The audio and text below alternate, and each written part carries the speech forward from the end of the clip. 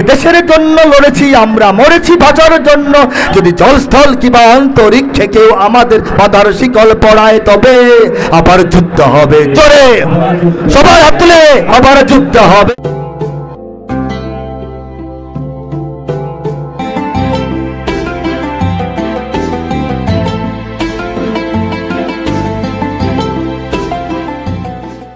শৃঙ্খলতার পরিচয় দিই।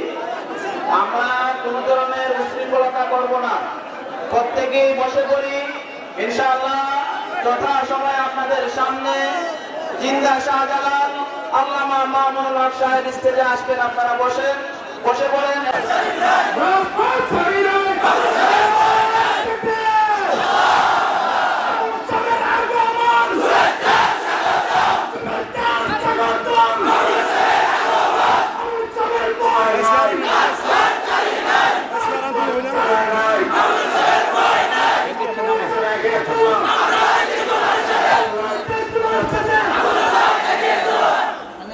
বসেন বসেন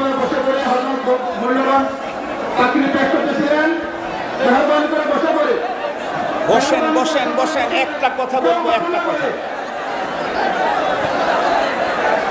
বসেন বসেন বসেন, একটা কথা শুধু বলবো, একটা কথা। বসেন বসেন বসেন এখন বসেন। আলহামদুলিল্লাহ। একটু একবার আসা আগে যখন শুরু হবে তখন তো আবার উঠতে হবে। কি বলেন? বসেন বসেন বসেন বসেন। আমরা প্রত্যেকেই নিজ নিজ দায়িত্বে বসে পড়ি ভাই। আমরা প্রত্যেকেই শান্তি निहायत काबिल एहतराम हजरत मोहतरम सदर जलसा उपस्थित हजरत उलमा इकराम, सम्मानित ও শ্রদ্ধাভাজন আমার বয়োজ্যেষ্ঠ মুরব্বী সাহেবান, সমবেত ইসলাম প্রিয় কোরআন প্রেমিক তৌহিদি মুসলমান ভাই ও বন্ধুগণ, ঐতিহ্যবাহী এই তাফসীরুল কোরআন মাহফিল চলতি করোনা দুর্যোগকালীন এই সময়ে 7 দিনের পরিবর্তে 3 দিন অনুষ্ঠিত হচ্ছে। আল্লাহ পাক রব্বুল আলামিনের দরবারে এই জন্য তারপরেও শুকরগুজারি আদায় করি যে আল্লাহ রব্বুল আলামিন ঐতিহ্যের এই ধারাবাহিকতা অব্যাহত রাখার তৌফিক দিয়েছেন এবং কোরআনের এই বাগানকে আল্লাহ রাব্বুল আলামিন কিয়ামত পর্যন্ত জারি রাখুন। সন্দেহের কোনো অবকাশ নেই যে এই বাগান তৈরি হওয়া, এই বাগান সজীব থাকা এবং কোরআনের এই মিলন মেলার যিনি প্রাণ কেন্দ্র, যিনি প্রাণ ভোমরা, যার অক্লান্ত মেহনত পরিশ্রম এবং যার দীর্ঘ দিনের অধ্যবসায় এবং সাধনার মাধ্যমে এখানে তাফসীরুল কোরআন মাহফিলের এই ঐতিহ্য গড়ে উঠেছে। বাংলাদেশের উলামায়ে কেরামের তরজমান, উলামায়ে কেরামের মুখপাত্র, তরজমানে আহলুস সুন্নাহ ওয়াল জামাআহ, মুনাজিরে ইসলাম আল্লামা নুরুল ইসলাম মলিপুরি হাফিজাহুল্লাহ তাআলা ওয়া আল্লাহ পাক হযরতকে সুস্থতার সাথে দীর্ঘ নেক হায়াত দান করুন। হযরতের মূলত তারই আহ্বান এবং তার নিসবতের সুবাদেই আমরা এখানে বাকিরা সকলে আসি। এতক্ষণ পর্যন্ত আপনাদের সম্মুখে অত্যন্ত গুরুত্বপূর্ণ আলোচনা পেশ করেছেন আমাদের মোহতারাম আল্লামা আব্দুল বাসেত খান হাফিজাহুল্লাহ তাআলা, রাবেতাতুল ওয়াইজিন বাংলাদেশের সম্মানিত সভাপতি। অত্যন্ত গুরুত্বপূর্ণ আলোচনা করে থাকেন। তো এই পর্যায়ে আরো কিছু কথা বলার জন্য আমি আপনাদের সামনে উপবিষ্ট হয়েছি। রাত যথেষ্ট হয়েছে, দীর্ঘ আলোচনা করব না। আপনাদের সকলের প্রতি অনুরোধ থাকবে যে বিশেষ কারণে হয়তো আপনাদের উপস্থিতি একটু বেশি আজকে, তো এরপরেও আয়োজন যতটুকু তার চেয়ে বেশি উপস্থিতির কারণে সকলের একটু কষ্ট হচ্ছে। আপনারা এতক্ষণ পর্যন্ত ধৈর্য ধারণ করেছেন, অবশিষ্ট সময়টুকু আপনারা ধৈর্য ধারণ করে নীরবতার সাথে মাহফিলের কার্যক্রম সুচারুরূপে সম্পন্ন করার সহযোগিতা করবেন। সকলে যে যেইভাবে আছেন সেই অবস্থাতেই আপনারা জমে জমে দাঁড়িয়ে হোক বসে হোক যে অবস্থায় আছেন সেখানে অবস্থান করে মাহফিলটুকুকে আমরা যেন আজকে সম্পন্নের পথে নিয়ে যেতে পারি সেই ব্যাপারে আপনাদের সকলের সহযোগিতা চাই। আর এদিক সেদিক কোথাও কোনো আওয়াজ হলে আমরা বাকিরা সকলেই সেদিকে মনোযোগী না হয়ে উপস্থিত শ্রোতারা যারা রয়েছেন আপনারা যদি মঞ্চের দিকে, মাইকের দিকে, আলোচকের দিকে আপনাদের মনোযোগ থাকে তাহলে ইনশাআল্লাহ আমরা সুন্দরভাবে আমাদের মাহফিলের কার্যক্রম পরিচালনা করতে পারব। আল্লাহ পাক তৌফিক দান করেন। মুহতারাম হাজিরিন, আপনারা বিপুল পরিমাণ কোরআন প্রেমিক তাওহীদি জনতা এখানে জমায়েত হয়েছেন। আপনাদের মাহফিলের প্রতি যেরকম ভালোবাসা রয়েছে, উলামায়ে কিরামের প্রতিও মহব্বত এবং ভালোবাসা রয়েছে, এবং আলেমদের প্রতি বিশেষ মহব্বত এবং ভালোবাসার মধ্যে বর্তমান এই সময়ে আমি ব্যক্তির প্রতিও আপনাদের একটা বিশেষ ভক্তি এবং ভালোবাসা রয়েছে।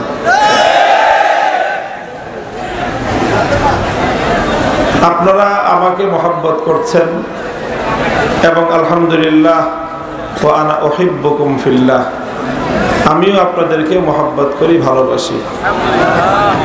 আমাদের এই পারস্পরিক এই মহব্বত এবং এই ভালোবাসা এটা আলহামদুলিল্লাহ অত্যন্ত দৃঢ় এবং অত্যন্ত মজবুত। এই ভালোবাসা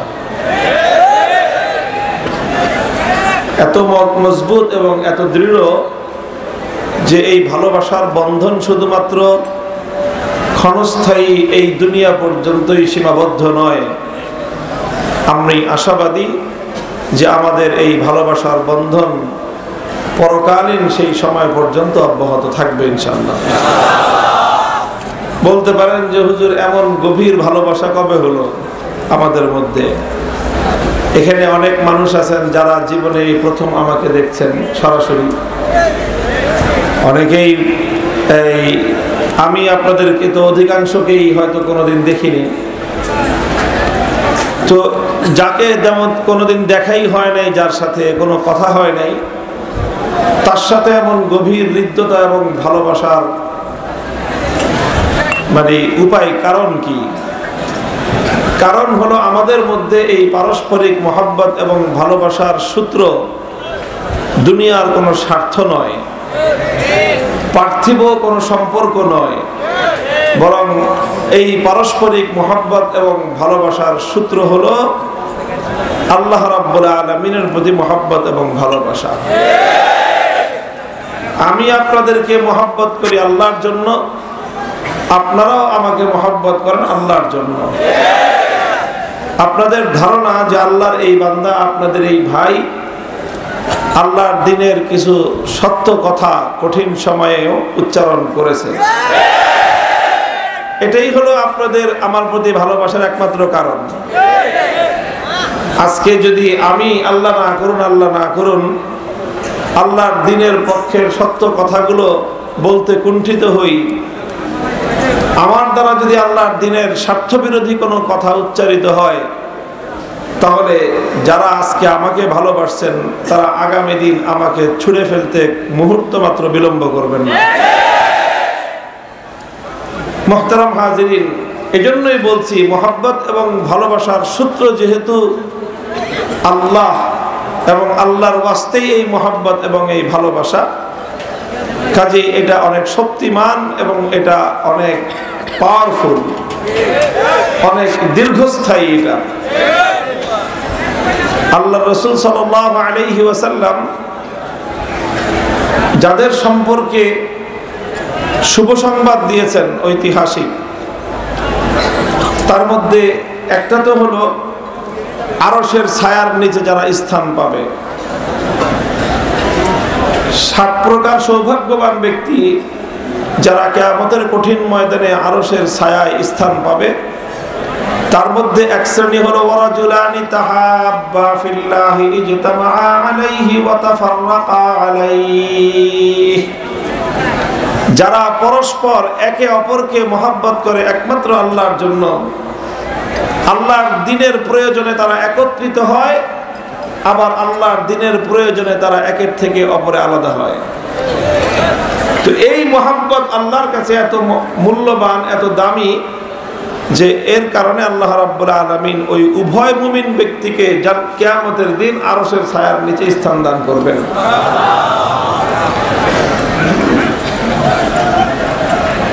এছাড়াও মুসলমান যখন মুমিন ব্যক্তি যখন একে অপরের সঙ্গে সাক্ষাৎ করে, তখন তারা যদি আল্লাহকে রাজি আর খুশি করার জন্য, আল্লাহর জন্য তারা পরস্পর মিলিত হয়, তখন তাদের পরস্পর একত্রিত হওয়াটা এটাও ইমানদারের গুনাহ মাফ করে এবং তার নেকির পাল্লা ভারী করে। আল্লাহ রাব্বুল আলামিন আমাদের আজকের এই কোরআনকে কেন্দ্র করে একত্রিত হওয়ার এই মজমাকে আমাদের সকলের নামে আমালের মধ্যে আল্লাহ নেকির খাতায় লিখে রাখেন। কাউকে ভালোবাসবো অন্য কোনো কারণে নয়, একমাত্র আল্লাহর জন্য। একমাত্র আল্লাহর জন্য ভালোবাসার অর্থ কি? একমাত্র আল্লাহর জন্য ভালোবাসার অর্থ হলো এই, বাবাকে আমি ভালোবাসবো এজন্য যে বাবাকে ভালোবাসতে বলেছেন কে? আল্লাহ। মাকে ভালোবাসবো, কেন ভালোবাসবো? মাকে ভালোবাসতে বলেছেন আল্লাহ। সন্তানকে ভালোবাসবো, কারণ সন্তানকে ভালোবাসতে বলেছেন আল্লাহ।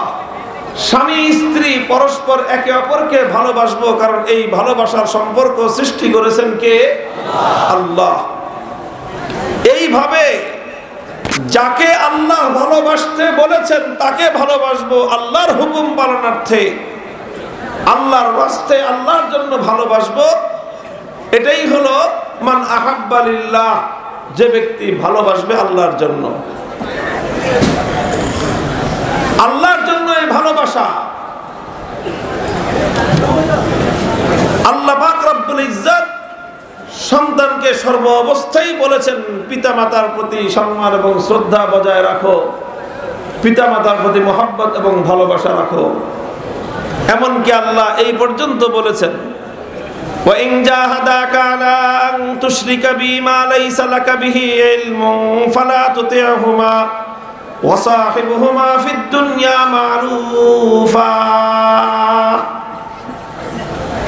তোমার পিতামাতা যদি কাফের হয়, মুশরিক হয়, আল্লাহকে অস্বীকারকারীও হয়, শুধু কাফের মুশরিক তাই নয়, পিতামাতা যদি তোমাকেও কাফের হওয়ার জন্য বাধ্য করতে চায়, তোমাকেও চাপ প্রয়োগ করে যে তুই মুসলমান থাকতে পারবি না, ইমানদার থাকতে পারবি না, তোমাকে শিরক করার জন্য যদি তোমার পিতামাতা চাপ প্রয়োগ করে, নিজে তো কাফের আছেই, নিজে তো মুশরিক আছেই, তোমাকেও মুশরিক বানাতে চায়, সেই ক্ষেত্রেও আল্লাহর কোরআন বলেছে যে তখনও পিতামাতার সাথে দুর্ব্যবহার করা যাবে না। হ্যাঁ, পিতামাতার কথা মেনে শিরক করা যাবে না, পিতামাতার কথা মানতে গিয়ে আল্লাহর অবাধ্য হওয়া যাবে না, পিতামাতার হুকুম মানতে গিয়ে আল্লাহর হুকুম লঙ্ঘন করা যাবে না। ফালা তুতি'হুমা, খবরদার, পিতাকে শ্রদ্ধা করবা, মাকে শ্রদ্ধা করবা, বাবা মাকে ভালোবাসবা। রিজার রাব্বি ইনদা রিজাল ওয়ালিদি ওয়া সাখাতুর রাব্বি ইনদা সাখাতিল ওয়ালিদ। আল্লাহর নবী বলেছেন, আল্লাহর সন্তুষ্টি পিতামাতার সন্তুষ্টিতে, আল্লাহর অসন্তুষ্টি পিতামাতার অসন্তুষ্টিতে। কত দ্ব্যর্থহীন কথা, স্পষ্ট কথা আল্লাহ এবং তার রাসূলের। কিন্তু এ কথাও পরিষ্কার, কথা সবগুলো স্পষ্ট স্পষ্ট, আলাদা আলাদা, কাট কাট করে আলাদা আলাদা বুঝে নিবেন।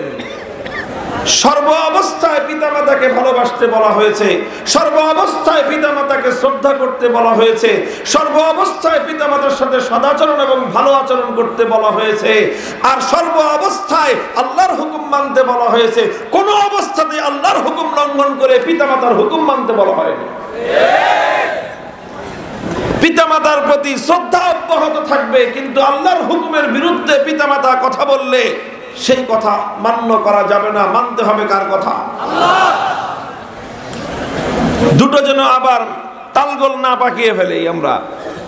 আমাদের তো আমরা সীমা রক্ষা করি না, সীমা রক্ষা করি না।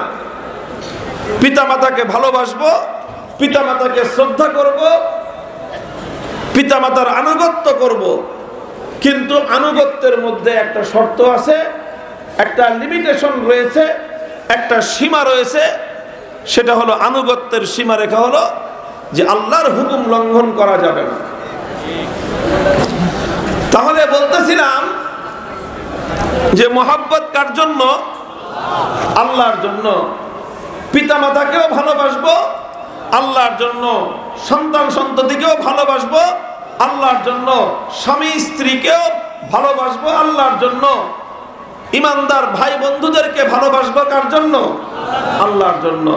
মান আহাব্বা লিল্লাহ, এটা হলো প্রথম কাজ আল্লাহর জন্য। দ্বিতীয় কাজ যেটা করতে হবে, ওয়া আবগাদা লিল্লাহ, ভালোবাসা যেমন আল্লাহর জন্য, কাউকে ভালোবাসবো তো আল্লাহর জন্য।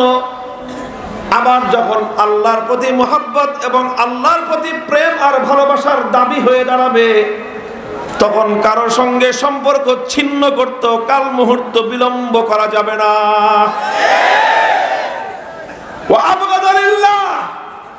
আল্লাহ যাকে সম্পর্ক ছিন্ন করতে বলবেন, আল্লাহ যার সাথে সম্পর্ক কাটাপ্পর করতে বলবেন, যার সঙ্গে শত্রুতা পোষণ করার নির্দেশ আমার আল্লাহ দিবেন, দুনিয়ার কোন স্বার্থের কারণে তার সঙ্গে সম্পর্ক রাখবো না।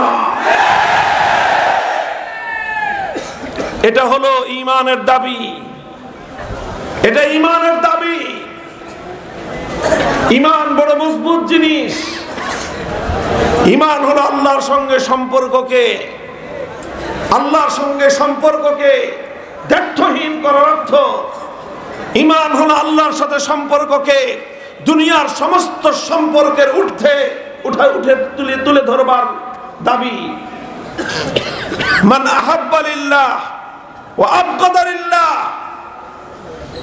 মুসলমানদের মধ্যে যেই সকল বিষয়ে ব্যাপকভাবে অধপতন দেখা দিয়েছে আমার ক্ষুদ্র দৃষ্টিতে, তার মধ্যে অন্যতম একটা হলো এই আবগাদা লিল্লাহ। আমাদেরকে শুধুমাত্র সবার প্রতি সকলের সাথে সুসম্পর্ক রক্ষা করার কথাই শোনানো হয়, সবার সাথে সুসম্পর্ক রক্ষা করে চলবেন এই কথা শোনানো হয়। অবশ্যই সবার সাথে সুসম্পর্ক রক্ষা করতে হবে, সবার সাথে মানবিক আচরণ করতে হবে, দয়ার আচরণ করতে হবে, উদার মনোভাব রাখতে হবে। এই কথাগুলো যেই কোরআন হাদিসের, সেই কোরআন হাদিসের এই কথাটাও দ্ব্যর্থহীন কথা যে কিছু কিছু ক্ষেত্রে আল্লাহকে রাজি আর খুশি করবার জন্য শত্রুতার সম্পর্ক রাখতে হবে। ভালোবাসা রাখা, মহব্বত রাখা যেরকম ঈমানের দাবি, শত্রুতা রাখাও ঈমানের দাবি।